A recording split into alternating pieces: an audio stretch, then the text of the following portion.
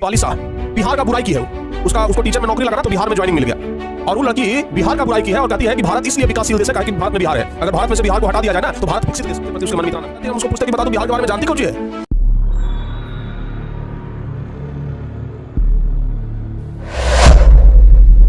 अभी एगो आप लोग सुन रहे होंगे दीपाली शाह नाम की एक लड़की है, ठीक है ना। अभी उसका वीडियो बहुत वायरल हो रहा है।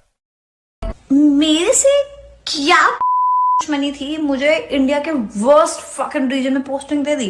मेरे को गोवा दे देते, कहीं भी दे देते, उड़ीसा दे देते, कोई दिक्कत नहीं थी मुझे। I am not kidding, the situation of Bihar is actually it is not even hyped up, it is and Bihar is just have no civic sense, not even kidding। Deepali Shah Bihar का बुराई की है वो, उसको टीचर में नौकरी लगा ना तो बिहार में ज्वाइनिंग मिल गया। और वो लड़की बिहार का बुराई की है और कहती है कि भारत इसलिए विकासशील देश है काहे कि भारत में बिहार है।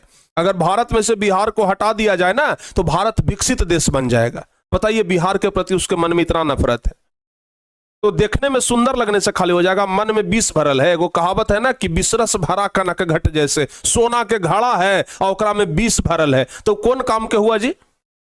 सोना के घड़ा है उसमें विष भरा हुआ है तो कौन काम के हुआ?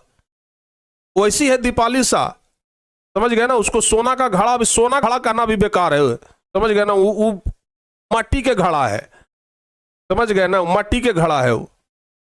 हाँ, हमरे सामने वो रहती है, हम उसको पूछते कि बता तू बिहार के बारे में जानती कौन ची है? तुमको ये अधिकार कौन दे दिया भाई कि बिहार का तू बुराई करो? तुम्हारे अंदर खोजेंगे 100 बुराई निकलेगा। हम तो कहते हैं कि वो बोली है कि बिहार को हटा दिया जाए ना तो भारत विकसित देश बन जाएगा। बिहार को हटा दिया जाए तो भारत इसलिए विकासशील देश है काहे कि भारत में बिहार है। हम उसको कहते हैं ना कि पृथ्वी पर पाप इसलिए बढ़ रहा है ना काहे कि तुम्हारे जैसे लोग पृथ्वी पर हैं। बात तो सही है।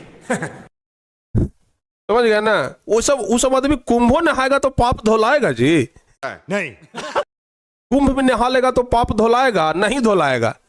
समझ गए ना। जिसके मन में इतना पाप भरा हुआ है, इतना द्वेष है, इतना घृणा है, उस सब आदमी को पृथ्वी पर जन्म लेना चाहिए था। नहीं।